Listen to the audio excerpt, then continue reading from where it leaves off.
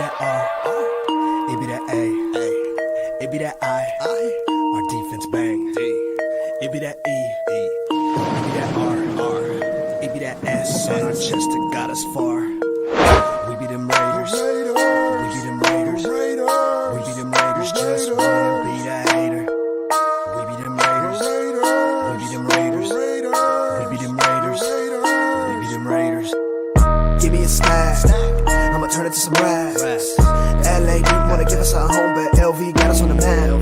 That be a fact, I've let it all on silver and black. Hard Carson and Mad Max got me Emmett, I've been down since the 90s. You don't want the black hole, homie, don't try me. Raiders roll deep, some say that we grind me, but we bring the revenue every time we grind in third and some and Wallace gone. Renfro caught it and now he's spinning. Mariota on third, he's sprinting. R.I.P. Madden, Al Davis, and all of the Raiders fans that we lost since the beginning. It be that R, it be that A, it be that I, our defense bang.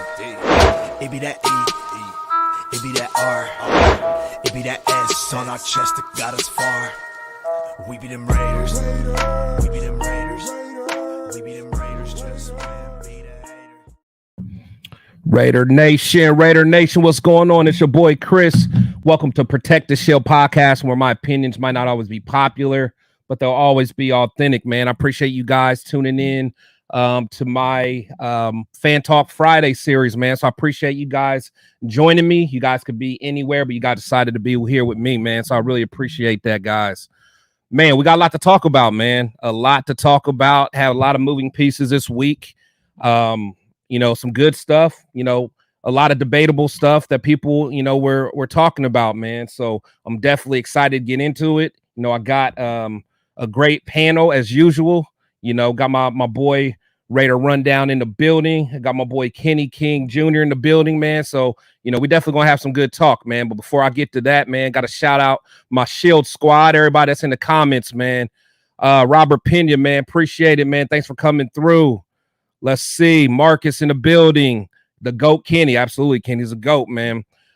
Ace is in the building. Salute, Protect the Shield. Salute Nation, appreciate it, man. Hey. Kenny said it best: ill intent, violence, physicality, and pain. That's what it's about. Shout out to AP. Got my boy All Eyes on G in the building, man. Appreciate you coming through. Trill in the building. Raiders. Appreciate you coming through. Ghostmaster in the building. Who will we hire as our OC? We're gonna talk about that. My fellow TRS, the Raider Syndicate member, Turf in the building. What's going on? D Menace in the building. What's going on? Sam in the building, man. I appreciate everybody, man. Got 831 Raider, Angelo in the building. Appreciate all the love, guys. Appreciate it. But I don't want to keep you guys waiting too much longer, man. Like I said, I got a good panel. Got to bring my brothers in the building. Boy, Raider Rundown. What's up, boss? Man, what's happening, man? What's happening with you, man? What's happening to everybody in the chat, man? Much blessed day here on this Friday, man. I can't wait to get into some of these topics with y'all, man. Oh, for sure, man, for sure. Let's see, man. Got to bring my man Kenny King Jr. to the building, man. How you doing, boss? Feeling good, feeling blessed. How y'all doing? Man, I'm good, man. No complaints here, man. No complaints. I'm feeling good. The Raiders, I feel making some good moves. The only thing that ain't good is some of these fans that's complaining, man. Man. I don't know about y'all, so I'm gonna start it like this. I'm on some demon time today, man. Can we call out these weak fans, these soft fans that came out of nowhere, who are afraid of Jim Harbaugh? We got so many fans that are afraid that Jim Harbaugh's in the AFC West, man. What is going on? Jim Harbaugh. That's what I'm saying. Like I said, Jungle Jim, Hacksaw Jim Duggan, Jim Epler, I don't care who it is. Bring him. I ain't worried about it. I mean, and we said it all the time, bro. It's like we go through this division. That's how we know we real. And then by the time we get to the playoffs, we battle tested. So battle test. And like I said, man, I've been talking a lot about Harbaugh just because I'm a Michigan fan. So I always got to keep it real. But I was able to see him, closely. And again, he's a good coach. I'm not taking that away from him, but I don't think he's necessarily what everybody think he is, man. Like I remember, just a few years ago before the sign stealing started, a lot of us Michigan fans was ready to be done with him. I got a friend from Detroit. and he sent a freaking certified letter to Harbaugh when he got hired saying he didn't want him. That's how much he don't like it. And this dude is a Michigan man through and through. Yeah. See, me personally, like I wanted him, but 5 straight years losing to Ohio State, not beating Michigan State like we should have, got put, I think 62 points by Ohio State 1 year. People don't realize like he stepped down from calling offensive plays because our offense wasn't running. So it's just a lot going on, man. But that's neither here or there. But I just don't understand why, where these Raider fans came. They're just afraid of competition, man. Like I'm ready to smash all of them. I'm ready to smash. Chris, talk, bro. Talk. Yeah. I mean, even with the offense, it's like I know everybody talking about him and Herbert being a parent, but when you really think about it, Jim Harbaugh don't really throw the ball like that. Like if you really want to be honest with it, I looked at his numbers when he was in Frisco. They was like 30th, 22nd in passing attempts. It's like, oh, bro, he's real conservative with the ball in the air. Very like you said, he probably gonna sign a fullback, 3 tight ends. You know what I mean? And then we gonna have to deal with that. A lot of Gruden-ish. Yeah, it's just another Gruden. I'm not worried about it. It puts us the Chargers. The Chargers are going to charge her anyway, so I ain't worried about that. That's a fact. Exactly. And plus, on top of that, they're in, salary cap hell.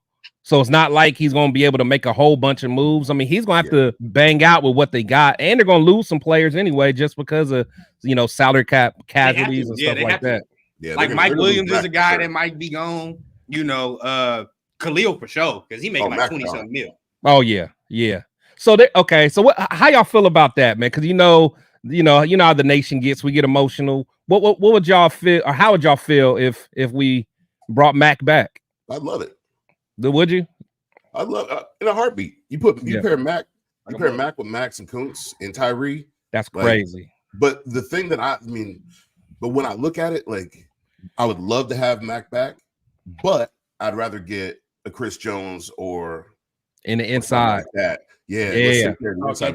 Tyree's he's shown that he can play D tackle. I think Tyree Wilson's great at D tackle, but bring me a Chris Jones or Leonard Williams or something like that, and let's cook. Let's get it. Yeah, especially Leonard Williams, man. Like I know Chris Jones gonna be expensive, but I mean, but at least I know Leonard Williams would love to be a Raider. He's wanted to be a Raider since the beginning. Exactly. I keep talking about Chris Jones. I mean, I just, of course I want Chris. I just continuously remind people he's going to be 30. So just, price tag, what he want. He's going to be 30. I done told you who I want. I want that dude from the Ravens, goddammit. Like, that Matabike. Oh, yeah. I'll take him in a heartbeat, boy. Yeah. So, and he young. So, I'm looking to get dudes that can be here for years upon years, and anybody we get, I'm looking at AP as like he can develop them. You know what I mean? Like we already saw everybody. So take that game to the next level. Like that's what I want to see. AP is going to bring in a lot of free agents too. I mean, he's going to. Him himself is going to attract a lot of free agents. Max Crosby is going to attract a lot of free agents. Yep. The no state tax is going to attract a lot of free. Exactly. There's a lot of opportunity. I was on a podcast earlier today. This team is really only a couple players away from being a Super Bowl caliber team. That's what I've been saying. That's what I've been saying. There's a couple pieces. Yeah, because and honestly, you made a good point, Kenny, because if you really think about it, man, and I know people gonna think I'm wilding for this, but I mean, I think AP is almost gonna have that Dion effect as far as like people wanting to go play for you. Now I know that may be reaching a little bit because he got the top players in the nation to come play at Colorado, Jackson State and stuff like that. So, I'm not saying that all the top names in the NFL is going to want to come play with us, but, I guarantee some guys that never thought about coming playing with us want to be a part of what we're building, man. They see that. I mean, I saw on Twitter, after the press conference, you can see a couple players was watching our press conference. Like I can tell a couple NFL players was watching our press conference, seeing him get introduced. I mean, I want to touch on what Kenny said, like no state tax. When everybody talk about Telesco, I brought it up on my show. There's a reason he has to pay all them players when he was with the Chargers. He had to pay them over X amount. You got to make up. You got to make up for it for the tax. The state tax got to be made up some way somehow. It's good business. Like you know what I mean? That's just good business. I have to do. You used to have to do. Yeah, exactly. So here he ain't got to do all that. You feel what I'm saying? It's like, all right, bro, I ain't got to overspend for nobody. You know what I mean? Give them a team friendly deal, and they can still get their money. Yeah, no, that's a good. Nobody wanted to play for the Chargers because the Chargers don't have any fans, so they're like right. Like Melvin Gordon said it after he left. He's like, man, it's an away game every single game that we play. Right. Yep. Right. Yep. No, that's a good point. It's like little things like that, like people don't take into account, man. You know, and plus, you know, if you really take a look at the league where it's going now, we're getting a lot of, you know, players. I mean, a lot of former players becoming coaches. Yeah, you know, and that's kind of like the new vibe. You know, that's the new wave right now. And I love it. You know, I absolutely love it. You know, like speaking with Hugh Jackson the other day, man. I mean, he brought up a good point. It's like, I mean, not only players, but players can really talk to players a certain type of way, you know, and really get the most out of them. Like Dan Campbell is able to talk the way he talks because he's been on that grass with him. He's been in that locker room. You know what I'm saying? And it just sounds different. It's the respect issue. I mean, you got somebody like Josh McDaniels talking down to you. Right. Never played a down of football in his life. Thank you. You got a man like AP who won a ring as a captain.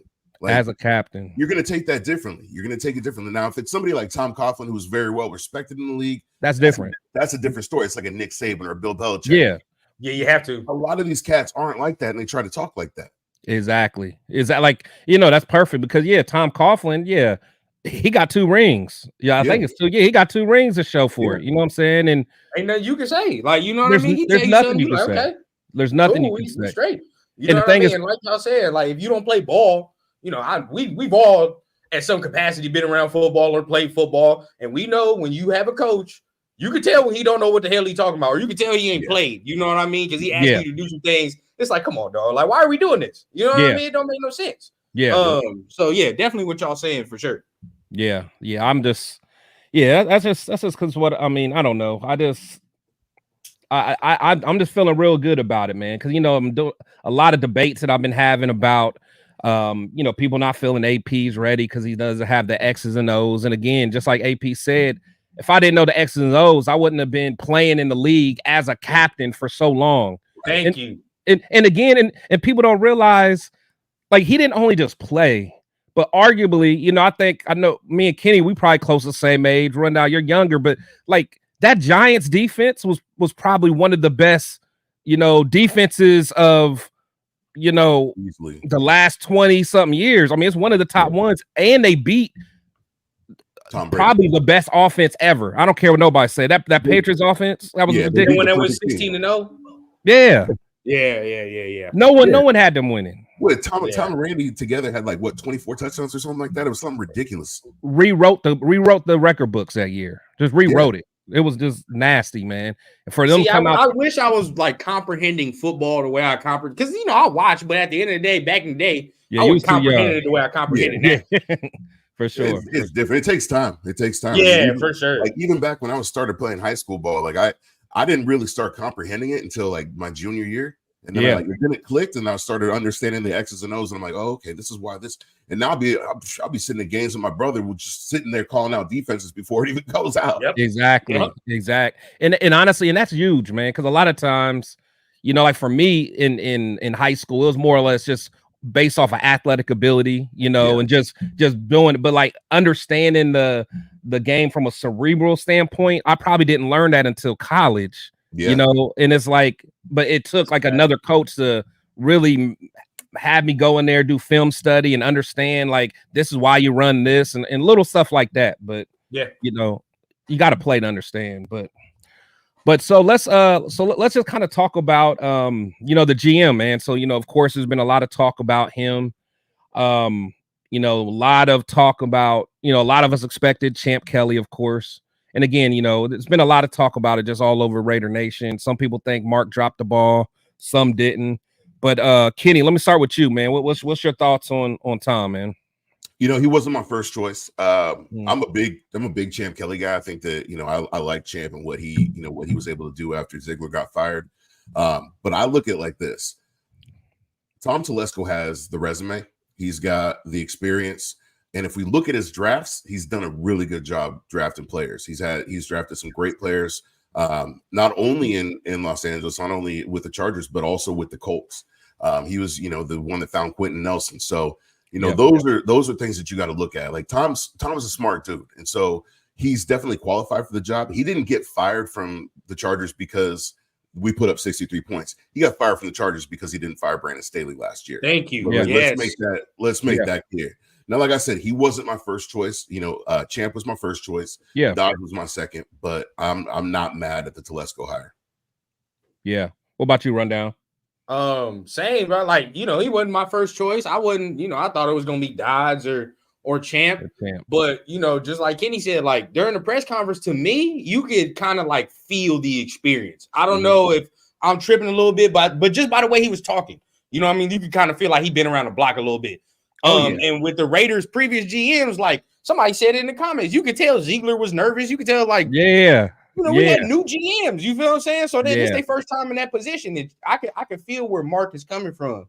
And just talking about Telesco, like, of course, his early round drafts, right, are better than anything we've done in the last decade, right? You talk about everybody want to be like, oh, he hits in the early round. He only hits in the early rounds and don't hit in the later rounds. If you were we couldn't even do that. We can't even do that. Yeah, that should be what you want. It's a complete flip on what we've been doing. Like we ain't been hitting in the first round. Yeah, I'd rather our first two, 3 picks be hits than our last 4, 5, 6. Right. And Kenny, you let me know, and I'm gonna ask you too, Chris.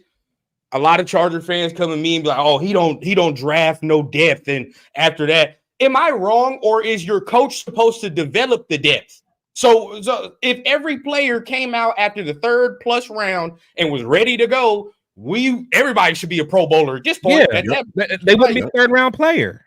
So what coaches have the Chargers had to develop any depth? 0. None. So of course you ain't gonna have none.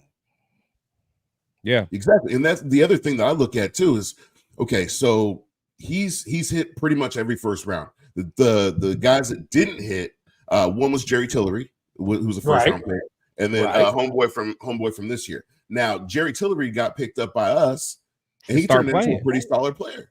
That's development. So it's about development. It's about coaching. It's also about fits. I mean, look at Cleveland Farrell. Clee wasn't good. I mean, he was decent with us. Yeah. But now look at him with the Niners. He's actually stepped up and become a solid role player there. Yeah. Now I would rather have coaches that can develop players. We know that Antonio Pierce can develop players because look at the linebacking core. The linebacking core is probably the best that it's been in the past 15 years. Easy. And we have the same. Everybody's the same except for Spillane. We lost Perry and we got better. Yeah. No, that's exactly what I was going to say, man.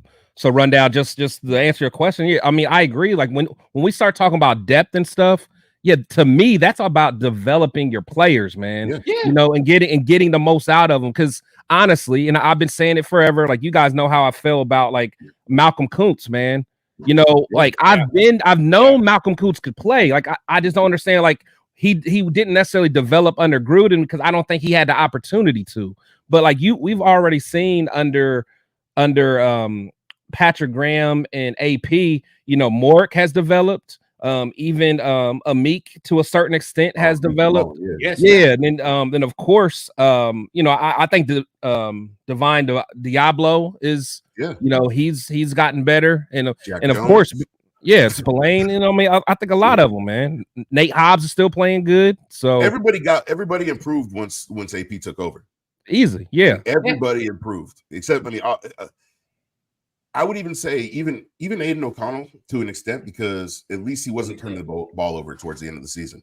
That makes a huge difference. If you allow the defense to go out there and do what the defense does, and you're not turning the ball over and putting the defense in a bad position, that's why you win games. That's why we beat KC. That's why we smacked the Chargers. That's why you win these games. Yeah.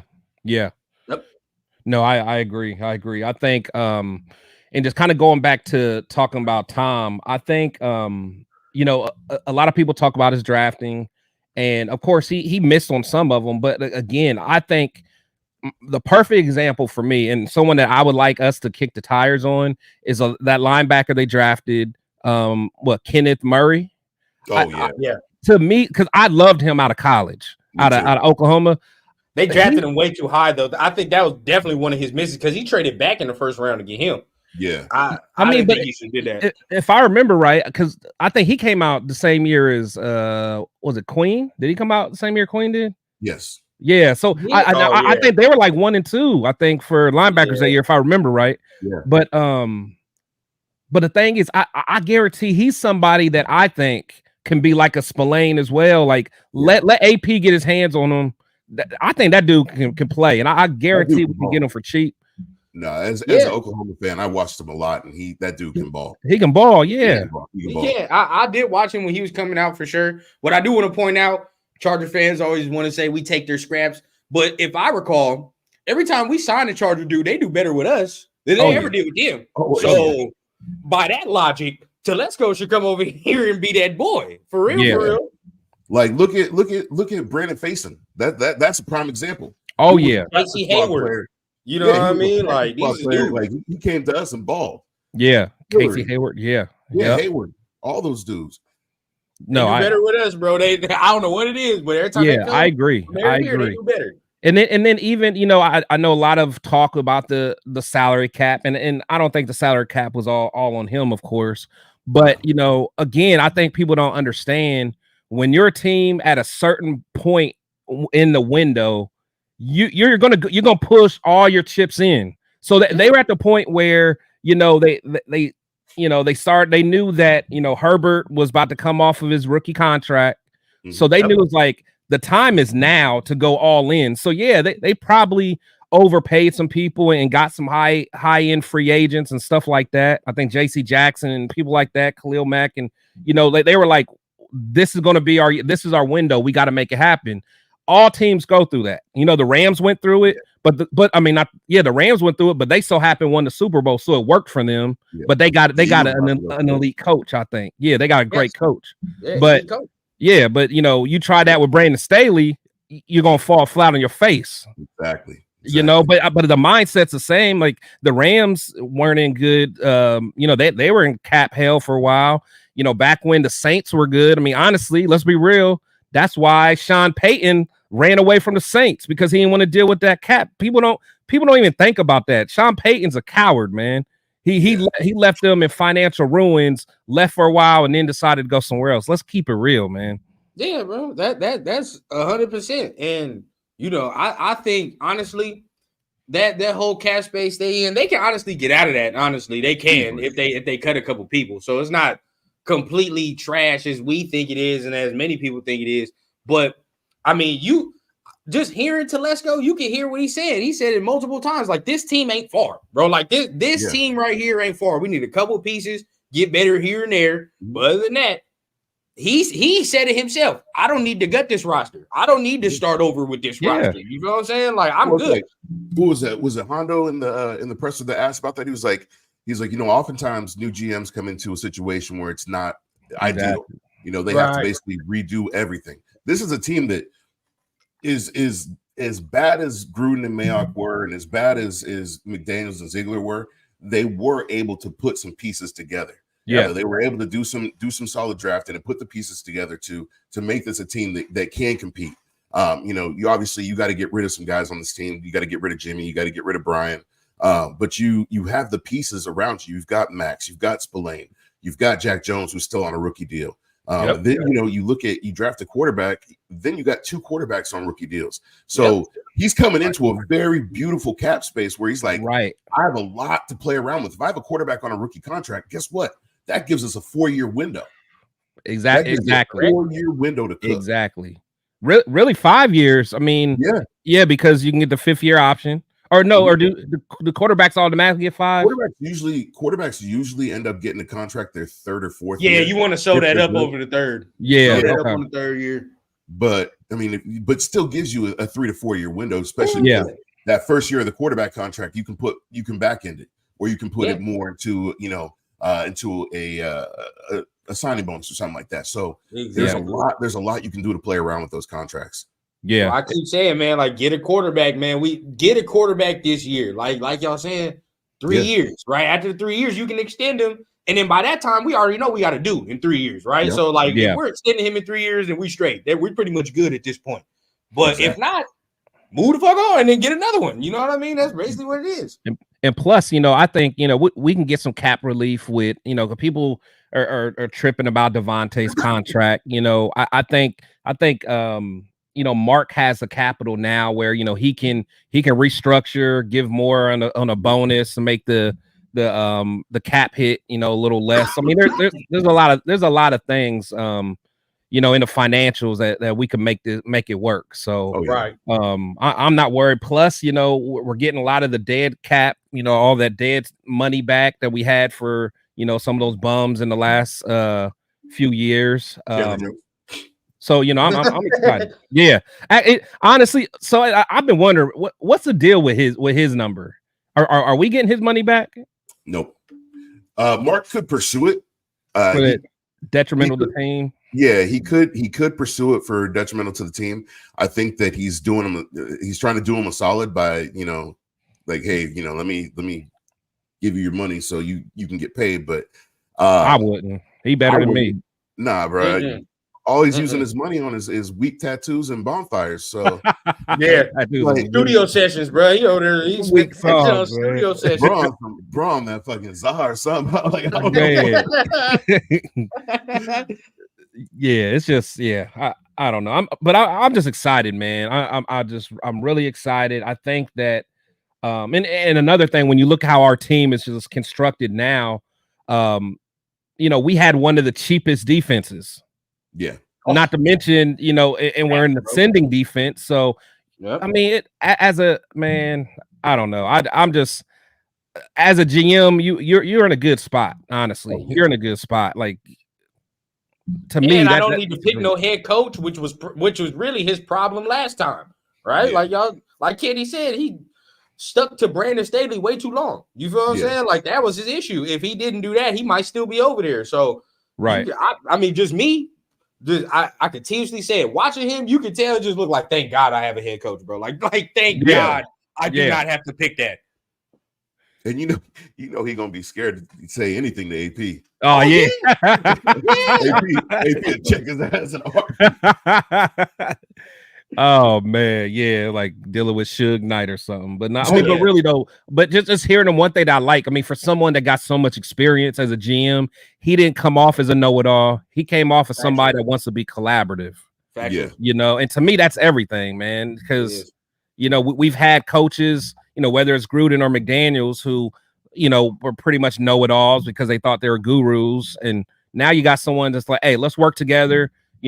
You do your strong point. I focus on my strong point, and let's make this thing work, man. Yeah. So, also, people talk about the cap stuff, the cap over in San Diego and LA.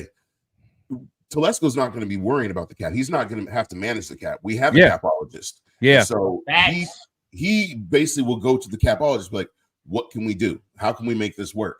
And so it's not where he has to manage it himself, or he's not hamstrung by, oh, I can't do this, I can't do that. He's got input, and I think that's going to give him a lot more opportunities as well. So I'm definitely warming up to the idea of him. Yeah, for sure. Question for y'all real quick. After hearing the news that now, Jim Harbaugh is going there, but apparently he has like damn near 90% control. So he's going to be able to choose players and staff and all that. So, baby, he's going to run the organization. After hearing that, are y'all more comfortable with the more collaborative effort, or y'all, would still have kicked the tires on the Harbaugh thing?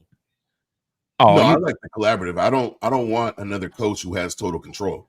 It didn't work with McDaniels. It didn't work with Gruden. It didn't work with Jack Del Rio. And so have a collaborative effort. Have your coach your team. Have your GM put players on the team. Now, the coach will say, hey, I would like this player, or I need a player that has this type of mentality, or this player that does this. And the GM say, okay, let's go get it. Like, that's fine. But don't be like, oh, well, it's my way or the highway. That shit doesn't work.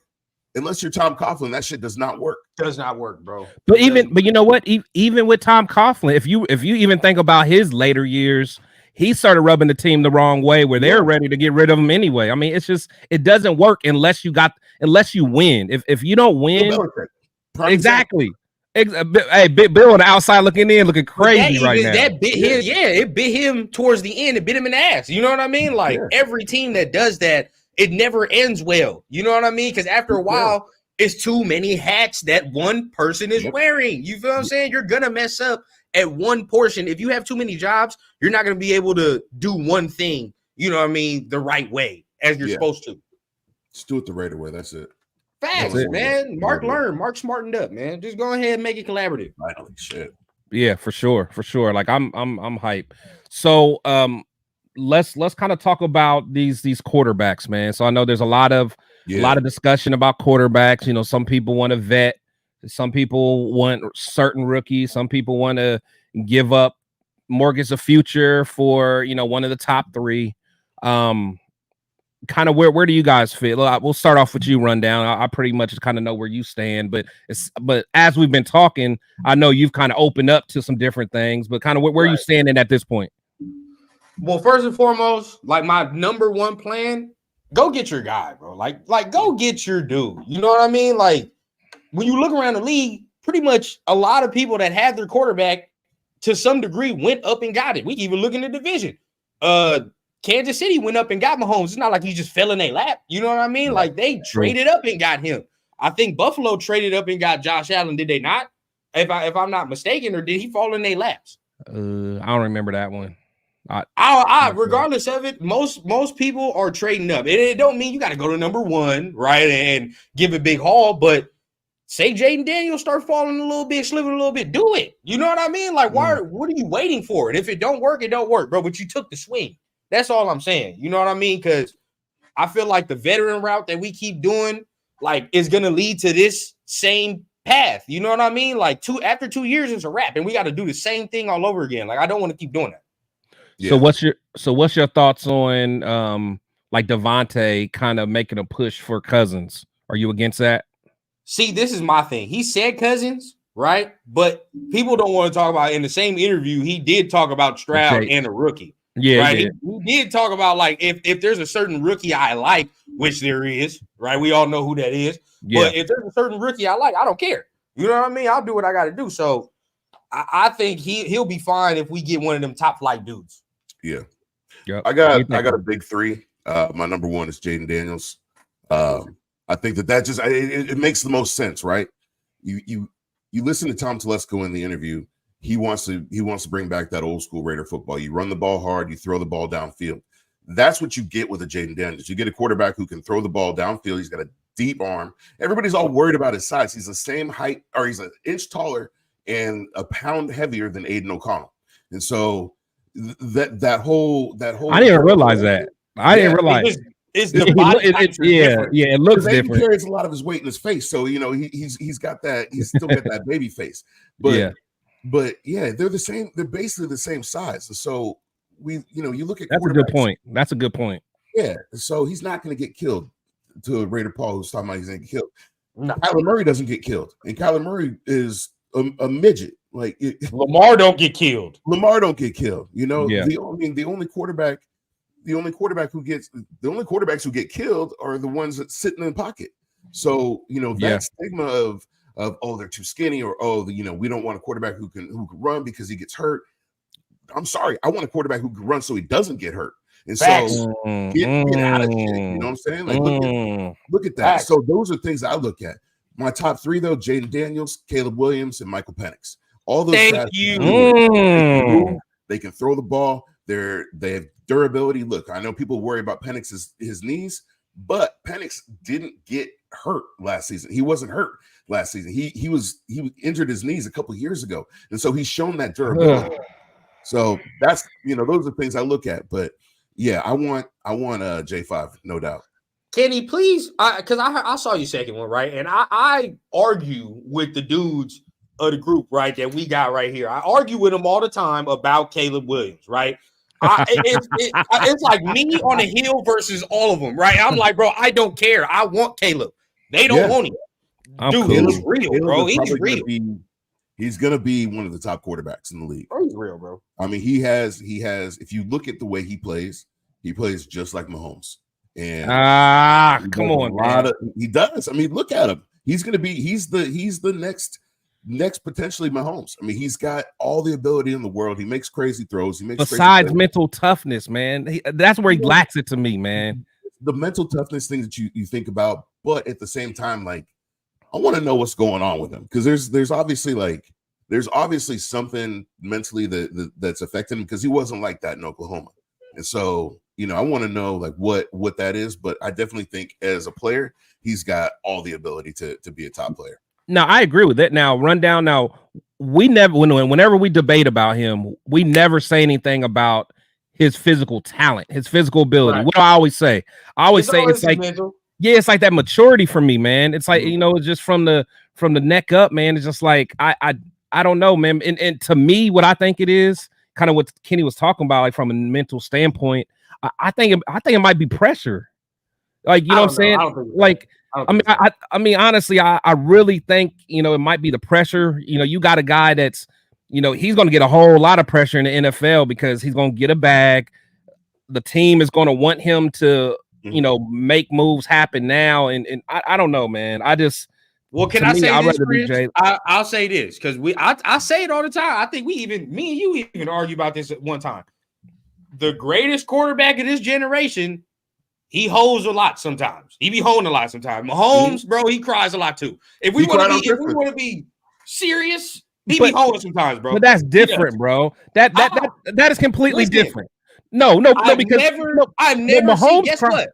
I'm gonna say this. I've never seen no starting quarterback cry the way he cried to Josh Allen after that offsides that one time. And he for damn sure ain't say nothing like that this last game. But he was good game, Josh, and walked off. Nah, that's different. That's different. That's different. I'm not letting you ride with that. I'm not letting you ride with that. Tom Brady it's cried. Different, huh? Tom Brady cried.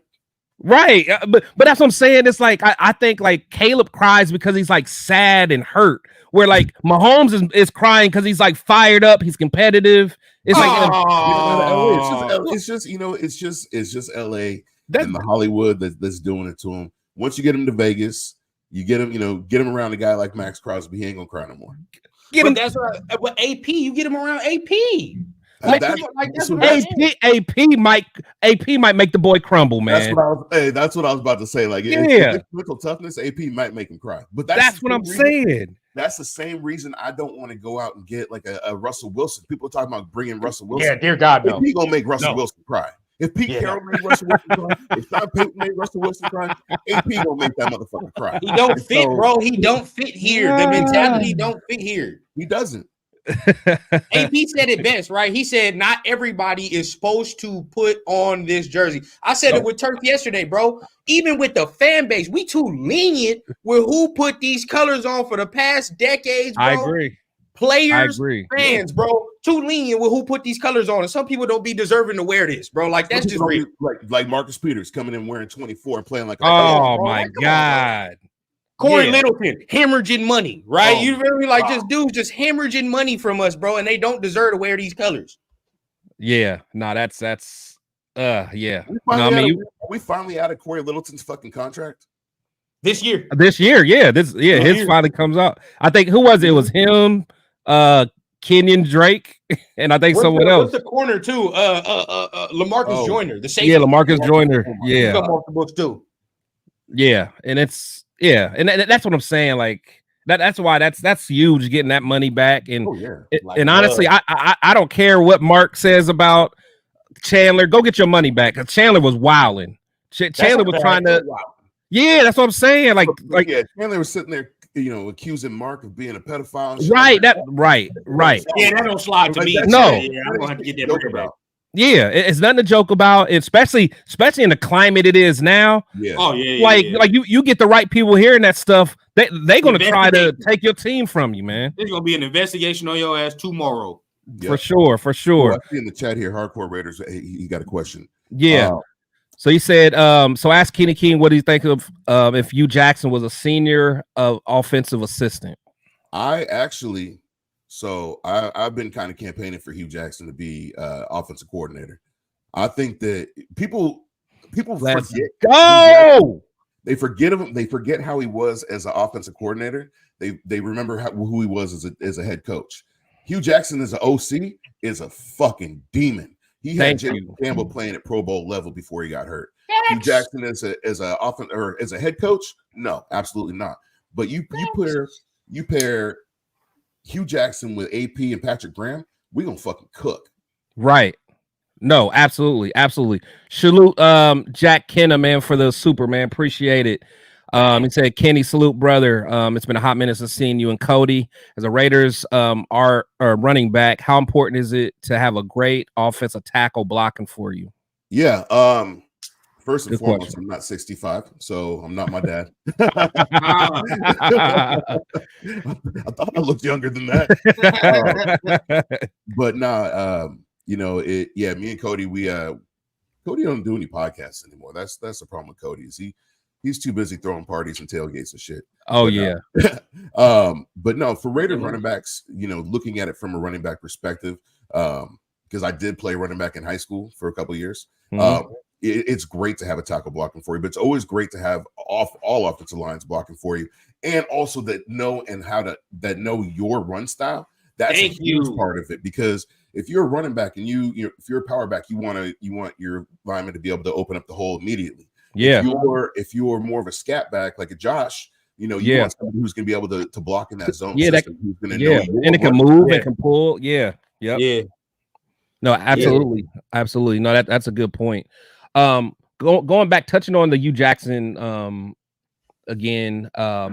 Everyone knows how I feel about him, but I always try to remind people that as a coordinator, people forget that literally we went from the 31st ranked offense to the 6th. People don't realize that. It is not even like we had dogs. With you know what I'm saying? Yeah. With Jason Campbell. We had Jason, and a whole bunch of just fast receivers. We had the Hayward Bays, and I think Jacoby Ford was there, and we had, and he knows how to use a tight end. He made Zach Miller was a Pro Bowler. Yeah. So it's stuff like that, and we the division. Undefeated division. Beat them boys up, man. Beat them boys up. And then, and then even as a head coach, like that offense was rolling until, literally from an emotional standpoint. I know we had some tough years with Gruden, but like emotionally, that was probably the toughest year as a Raider organization. Losing Al Davis, and then the very next week you lose your starting quarterback for the season. Then the very next week you lose Darren McFadden, who was the MVP leading candidate, and we still ended up 8-8 one game. And in our last game we was playing for the playoffs. Yeah, and people forget that, man. It's like how soon you forget. I don't get it. Hugh Jackson lost his job is because he leveraged the future for Carson Palmer. If Carson Palmer would have panned out, he would have still had his job. But the only reason he lost his job is because when he wanted to get Carson Palmer at the beginning of the year, Al Davis said no. When Al passed away, Hugh brought in Carson Palmer and leveraged the future. Carson Palmer unfortunately didn't pan out for us, and that's what basically lost him his job. Yeah, that, and also, but then even if you go a little deeper, it's not even like Carson Palmer didn't have anything left in the tank. No, it was just like at that point, wasn't great. Yeah, but it was like, but even once he went to like the Cardinals, he still had some great years ahead of him. So he still had more in the tank. It just didn't happen as soon. We didn't even have any. And I think that's what kills a lot of coaches, honestly. Like, and that's what AP needs to figure out right now. Like, not having a quarterback is gonna kill you as a coach. Yep. It's just gonna kill you.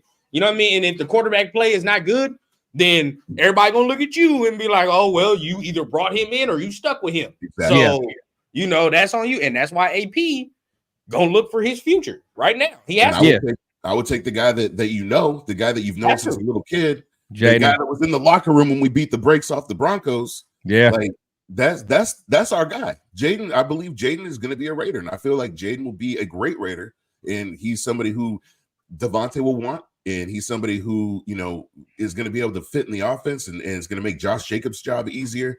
And I'm all in. Okay, so then let's talk. So let's talk costs. Then, so can we know? So for one, where do you think we gotta do you think we need to go to number one to get him? Like, is it that much of a risk? Because I wouldn't be mad. I wouldn't be mad if we went to one. Like, I think we gotta go to one to get him. I think you don't think so. I think top 5. I wouldn't be mad if we took him at one though. Like if we took him at one, I wouldn't be mad. Yeah, because it's like that's our guy. Because it's a risk. Because like Kenny said, that's his number one guy. I hear a lot of people want Caleb. But you know, who knows how the combine's going to be? Who knows how? He's not doing nothing in the combine. I guarantee it. Well, yeah, well, not come up pro day. You know, he'll probably have the pro day and he'll stuff have a like pro that. day. And then I from you know, you got other. I don't know who's all going to be in the combine. I don't know. I think probably Bo Nix probably will. He's going to try to you know get up his stuff. But Penix. Yeah, Penix. Yeah. See now Penix is the one that I fell out of love with him, man, because my Wolverines just made him look real nasty, bro. They made him look real nasty. Going into the game, I'm like, if he balls out against Michigan, I'm gonna give him some props. But they beat up that boy. Do you think because I don't know. I'm starting to think that Penix and AOC kind of got like a similar skill set. Now, obviously, I think Penix is a little more athletic. No. I think Penix is a little more athletic. But when we talk about like he wasn't moving like that. He wasn't moving well at all against y'all. You know what I mean? Like, yeah, well, he didn't have a chance. He didn't have a chance. But started making him move, he looked like uncomfortable, and he was not accurate. And you know, his number one thing is accuracy. So if that's all, he was throwing it everywhere. Yeah, that's what I'm saying. Like with Daniels, like if he's not having an accurate day, at least I know your boy can run for however many yards. You feel me? Like I'm straight. But if Penix not accurate, where are we going?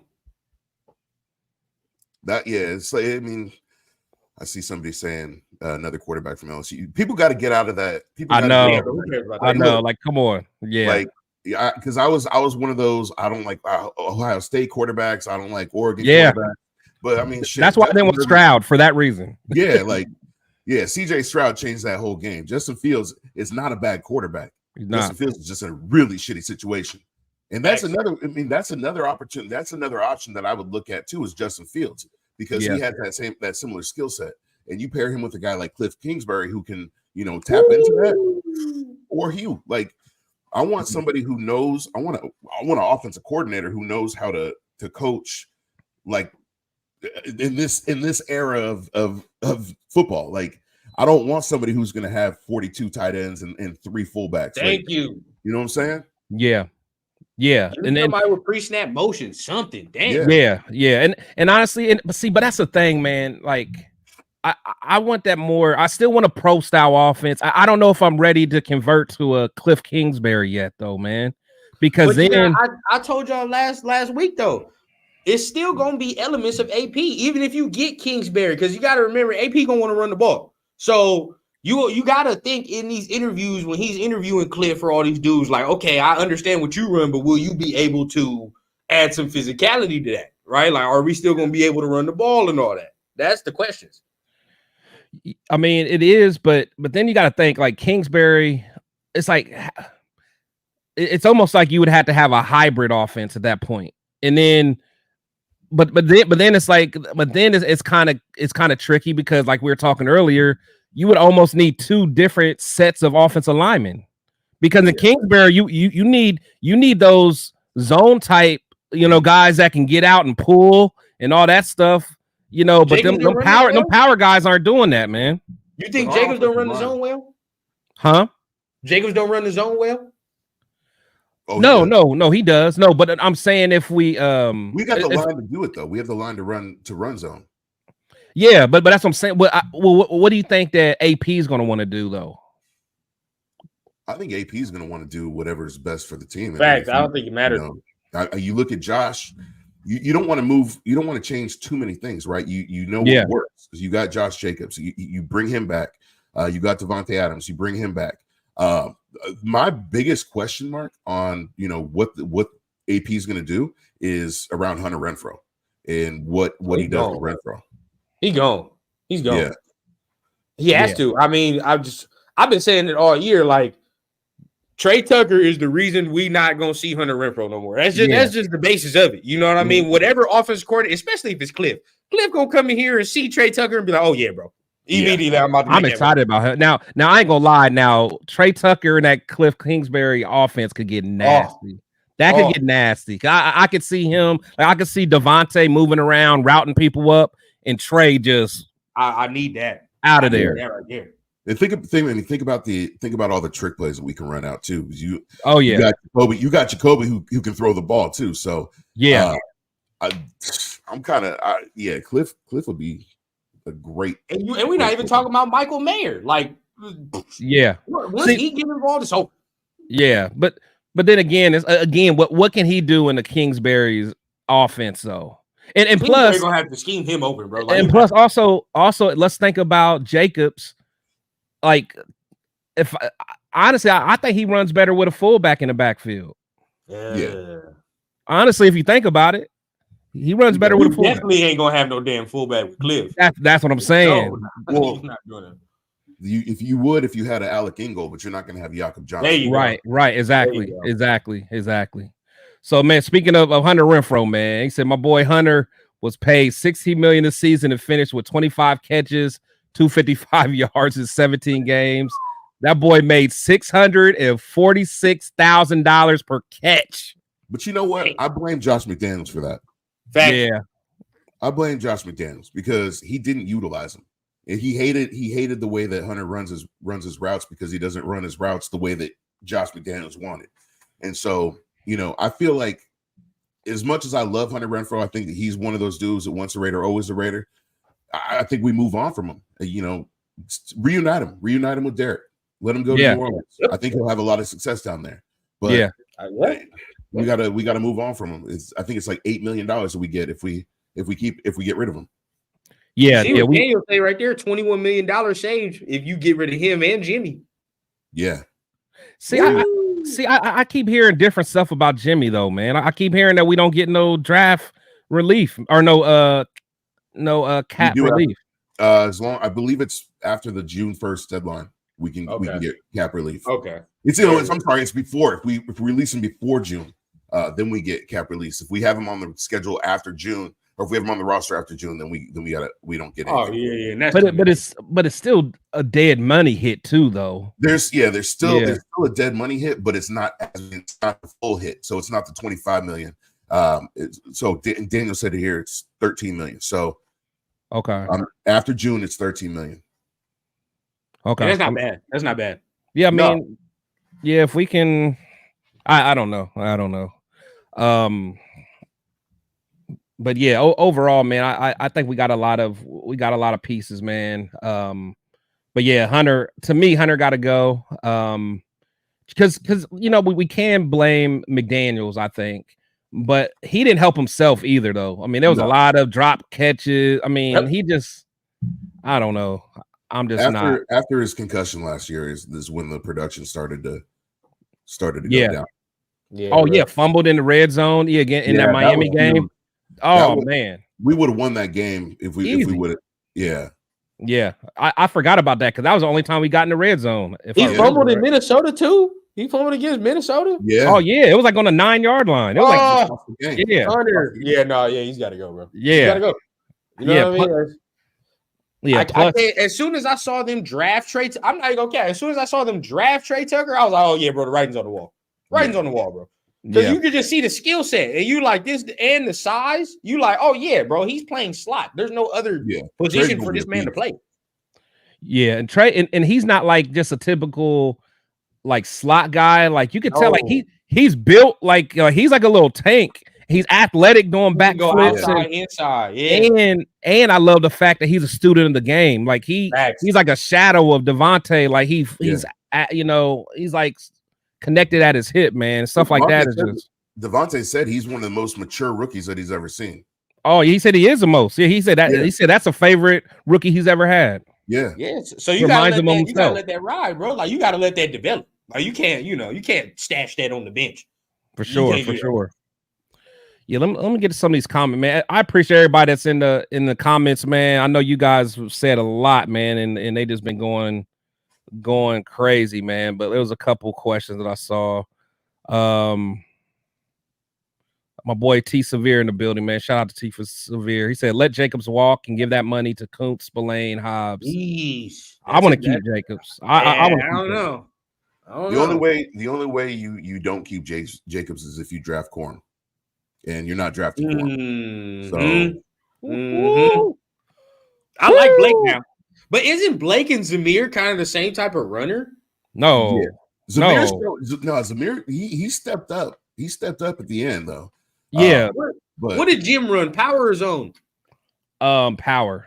He runs a lot of but the thing is, they run all power. But the thing is, Quorum for one, Corum's not a home run hitter like that. Like I guarantee his 40 times going to hurt him.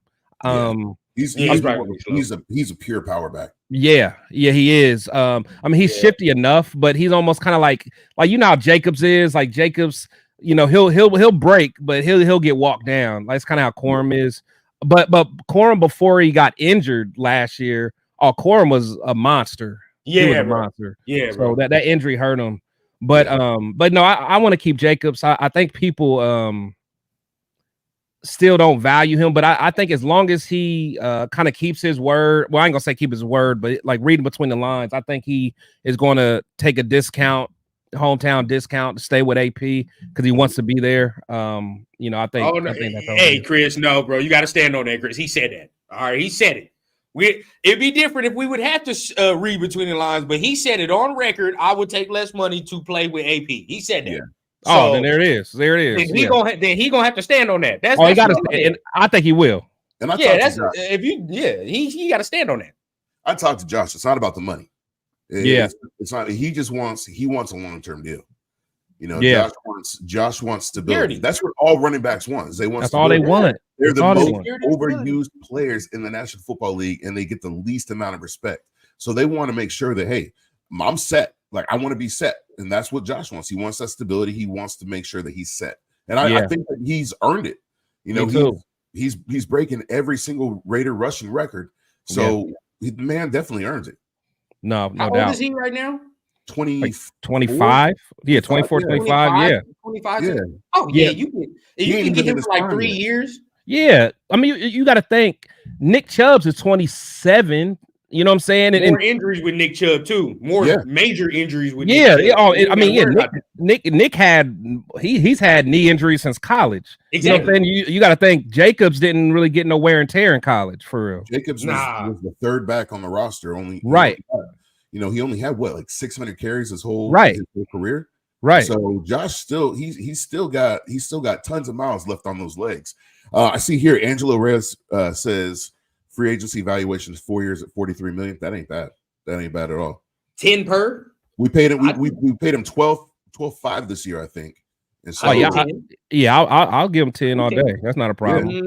That's not a problem. I mean, especially if you talking about getting a young quarterback, I'd feel way better having Jacobs back there. Yeah, you know, with a Daniels or something like that. I feel like that right there would give me more ease. Absolutely. Yeah, for sure. Let's see. Let's see how many more good years do you see JJ having? That's why I asked how old he was, like 3, 4. Yeah, I'm gonna say because you know they used to say running backs are usually good until about 30, but you know I would say around 27, 28. That's probably when you may start seeing a small decline. But yeah, a 3-year deal for a 3-year deal for Josh shouldn't be a problem at all. That's all the good years right there. No gap. Like that. All the 3 years, if we get him for that, them 3 years is the good years. After that, then it's pretty much we'll see where we at after that. I'd give him 3 years with a 4th-year option. Fact. Yeah. Yep. 3 years with a 4th-year option, backload it, give him a huge signing bonus. Yep. He'll be happy with that. I fully agree. Agree. I mean, because honestly, that's what I've always wanted to give him anyway, man. I just like the dude, and I think a lot of people kind of turned their back on him just because he wanted to use the only leverage that he had, because that as a running back, that's the only leverage you have is when you're coming off of, you know, you're the rushing champ for that year, you know, in a contract year, like that's your only chance, because you're not going to get a chance again because, you know, so I'm not mad at him for wanting to try to get the best he could get. So, you know, maybe we business. can restructure some things like Angelo says right there too. Maybe we can restructure some people this year. You know what I mean? We could talk them into like, all right, restructure. Let's keep a couple people. Let's try to sign some more. Who knows? Yeah. Yep. I mean, I think, with the right, you know, with the right moves, man, we can make a lot of, I mean, make a big jump, you know, at the end of the day. So, you know, I can't, and I just don't understand how our fan base can sit here and still not be happy at this point. I mean, we've been through a lot, you know, for a long time, just as fans, and we still have so much negativity within the fan base. I just don't get it, man. I just don't get it. It's just, I think it's because we've been losing for so long. You know what I mean? And when you losing, everybody got their opinions on how things should be going and how things should be looking. But once you win, you know what I mean, all that go out the window and everybody united. Oh yeah, people forget about it. So the last little topic I want to go through before we wrap it up, man. I want to talk about offensive coordinators, just kind of a little deeper. Because there's a couple names that I like. Really two names that I like, and I wonder why more people aren't talking about them. And people might think I'm crazy, but the first name is, unless I missed something, but I think Ken Dorsey would be a good OC. Oh, come on. But why not though? But let's talk about it. You got to think. He really helped develop Cam Newton from the beginning. You know, when Cam first came in, Cam had the best rookie season ever as a rookie. Right. You know, three Pro Bowls. League MVP. All this is as you know. Ken Dorsey was the quarterback coach. He went over to Buffalo after that. Josh Allen had a bad rookie season, very bad. But then after that, Josh Allen started balling, and again, that's under Ken Dorsey, man. Hey, look, I don't want an offensive coordinator that I sacked in high school. So, come on, man, come on, that ain't fair now. That ain't fair, man. Take your personal feelings out. Like, I want you calling the play. I body slammed you. Because I'm bitter because Ken Dorsey's high school, we never beat them. Never beat them. See, this is personal, man. My 4 years, we never beat them. My senior year, we went 11-2. Yeah, we lost the championship game. Guess who we lost it to? Ken Dorsey's team. So screw them. Hey, was he a dog in high school? Oh, that boy was nasty. Yeah, he was a dog in college too. Yeah, he was a dog in college too. Yeah, why are we not talking about Eric Bieniemy a little bit more? See, I would love Bieniemy, but I don't think that, you know, I don't think he'd be considered. I think Hondo said that we would look into him. I just think with the Freddie B situation, I can't see that happening, but I could be wrong. I mean, Tom Cable got a job. Tom Cable, but he also was his domestic or was his was domestic, but he apologized to Freddie, so he got cleared by Freddie to come back. Might have to do that. Yeah, Gruden had to get clearance for that, but that was approved by Freddie. Okay, I like the Zach Robinson. I mean, you know, I said already he might go to Atlanta because of Raheem. But I like Zach. There's a few teams that's looking at him though. Yeah, I know, bro. He's a hot candidate. I like Cliff too. I mean, I do like Cliff. I will take Cliff.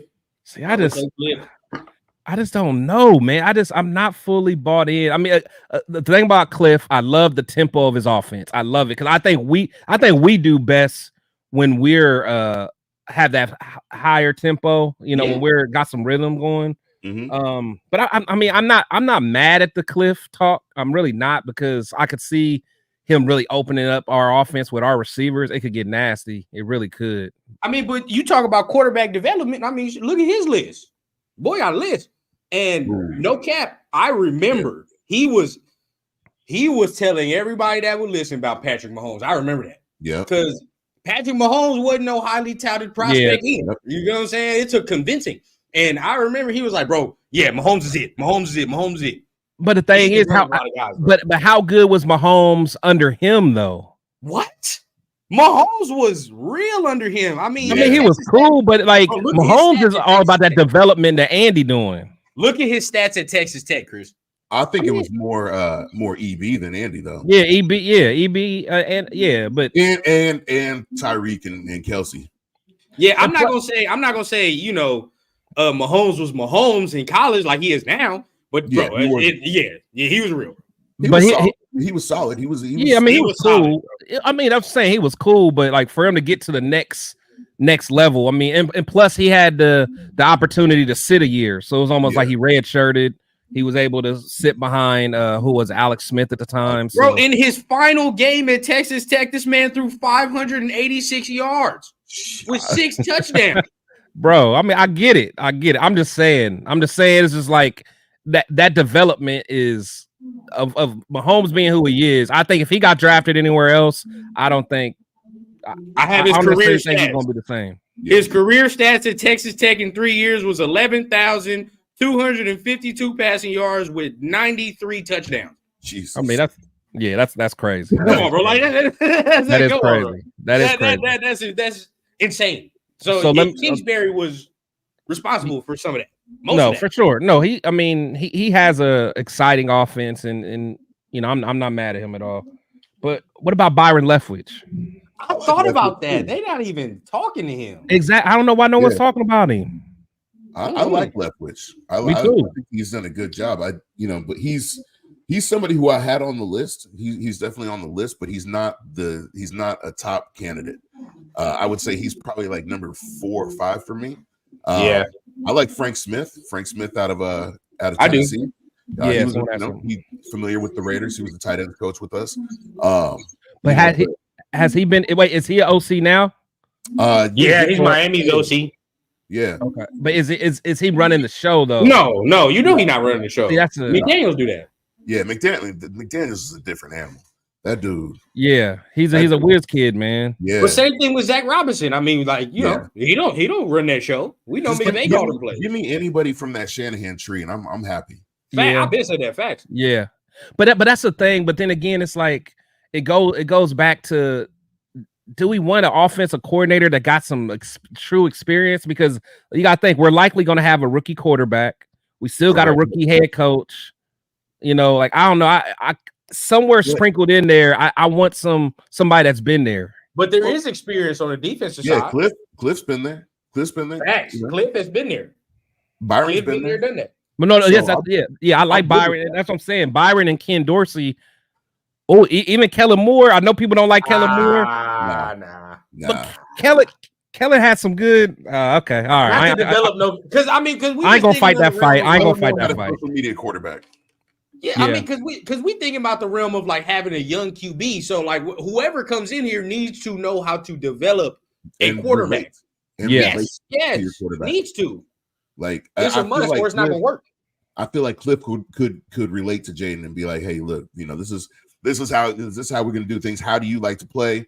You know, and really build the offense around that instead of coming in, because what we've had in offensive coordinators and head coaches as of late is you have somebody who comes in and tries to install their system. If you don't fit their system, then you're not going to succeed. Thank you. Yeah. Have a coach who's going to come in here and say, okay, let me mold my style of coaching to your style of play. That's why Mike McDaniel's so successful down in Miami, is because he didn't try to change Tua. He said, all right, let's see what Tua's strengths are and let's build on that. No, I agree. I agree 1,000% there. And I think that's why Byron Leftwich really comes to mind, because it's like, you know, what was it? 4 years he was in Tampa. 3 of those years as offensive coordinator, they had a top 3 offense. And it's not like people are going to be like, oh, well, he had Tom Brady, but he also did it with Jameis too. You know, and Jameis and Brady got 2 different skill sets. So it's like, it's not like they ran the same offense. So it's like he molded. So I don't know, man. I just wonder why he doesn't get. Remember, we got Marvin Lewis who's going to help. On the defensive side. Yeah, on the defensive side. Hugh Jackson, baby. Hugh Jackson on the offensive side. Let's go. Hugh Jackson City. I would love it. I talked to Hugh. He said he would love to come back. Oh, yeah. Yeah, Kenny, I don't know if you saw I had an interview with him 2 days ago, man. And yeah, we had a very good conversation about that. Yeah. And he was like, man, he was like, honestly, being an advisor, he said, you know, I just want to be back with the silver and black and help out wherever I can. He said, you know, if it's mopping the floor, you know, he would do it, man. So and he knows he's known Jaden Daniels and his family for a long time too. He does. It just makes too much sense. Exactly. And man, keep Greg Roman far away from here. I hope Greg Roman goes to LA. Me too. Yeah. Honestly, Follow I mean, Harbaugh. just like Kenny said, you got to get a guy that Whoa, knows how whoa, to mold. whoa. No. Whoa. Come He's on, going to be Barnett. New Orleans offensive coordinator, so we'll see that firsthand. Yeah. We don't want no parts of Gruden. He's gonna be New Orleans head coach. Watch. Oh yeah, he will. Yeah, eventually. But I agree with Kenny, man. Like, you got to have a guy that can mold the system. Like, perfect example, like you brought up your guy, and perfect example, Lamar. Like, look what Harbaugh did these whole years. Like, we got to mold the offense around him. The offense is him. Mm-hmm. You know what I mean? Yeah. When you watch Baltimore, he's the offense. If he's not clicking, oh yeah, it's not going. And that's because the whole entire offense is molded around what Lamar does. So that's exactly what this offense has to be, especially if we get a dynamic guy like Daniels. Yeah. Yep. Kenny, so Greg, shout out Greg for coming through. He said, do you think Mark would allow basically you to come back? You didn't seem to end well. I think that's what he said. Yeah. Well, you answer first. Yeah.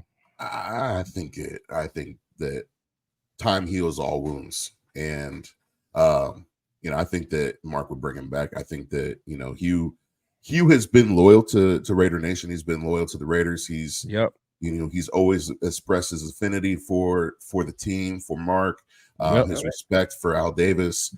And so I definitely believe he's not somebody who didn't burn. Yeah, bridges. He didn't burn his bridge. No. Yeah, he didn't burn bridges. It was just it was a series of unfortunate events that led to his firing.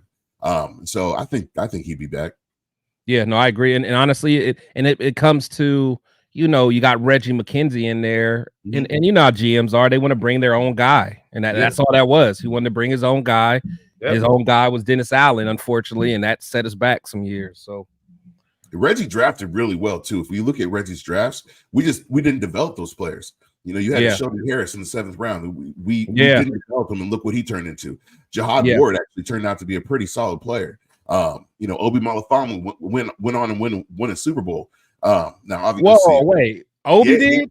I thought he got kicked out, but I know he didn't play. I know he played special teams. That's about it. Oh, forgot about Obi, man. But Carl Joseph, man, I was a big Carl Joseph fan. Yeah, I was hoping he worked out too. Yeah, Jelly, Gabe Jackson. I mean, he had some. Gabe Jackson, yeah. No, he people. People kind of when you think of Reggie. Yeah, it's like he had some good drafts. He definitely did have, and plus when he started, they were in financial ruins when they started, man. Bro, it was he had to fix that up. So that was nasty. That was nasty what he walked into. I don't think no GM over the past couple of years have gotten free agency completely correct for us either. Like that's the next thing. Like our free agency signings have been trash up to this year. Like this year is the first year I can remember like our free agency actually working out. Oh Spillane. Who all did? What was Spillane? Epps. Yep, Epps was a good signing, bro. Who else was a good signing? Butler. Shit, you got to re-sign Butler. I like Butler. I do. You got to re-sign that. You know what I mean? Like these is great signings. For sure. All right, fellas, man. Well, we ran a little later than I wanted to, man. But hey, I appreciate both of you guys, man. For stopping through. Shield Squad, everybody that's in the comments, man, I appreciate you guys, man. You guys really was live in the comments. I couldn't even keep up with you guys, man, but I wanted to keep the flow of the conversation going. But make sure, if you guys aren't already, like everyone that's subscribed to me, make sure you guys subscribe to my boy Raider Rundown show, man. D Menace or Leo, if you guys are in there, if you guys can put his info in the chat, please.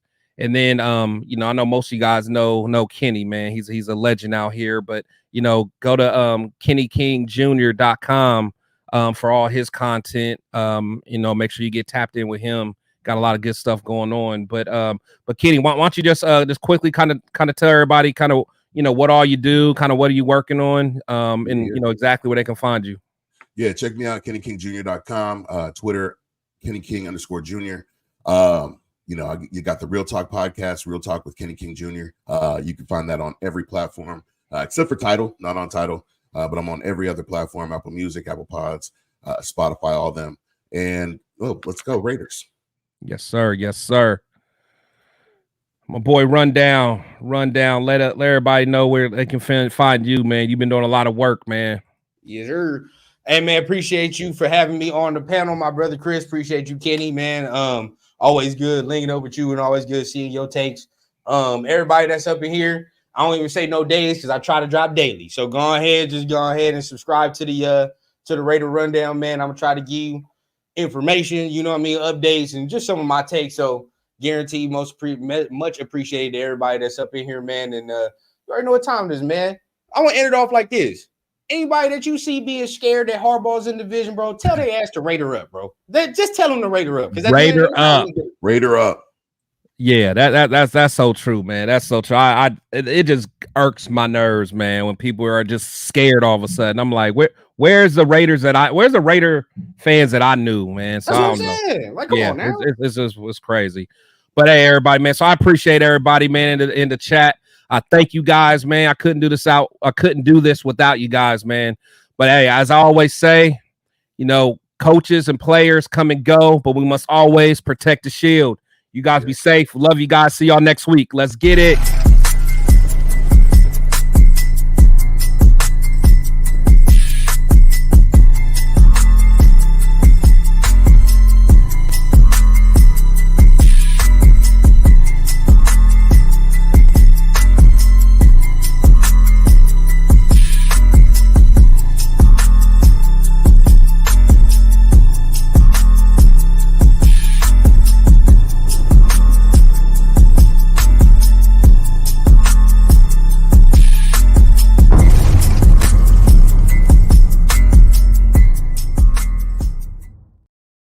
All right, everybody. Appreciate you guys coming through. Again, next Friday it's on. Y'all be safe.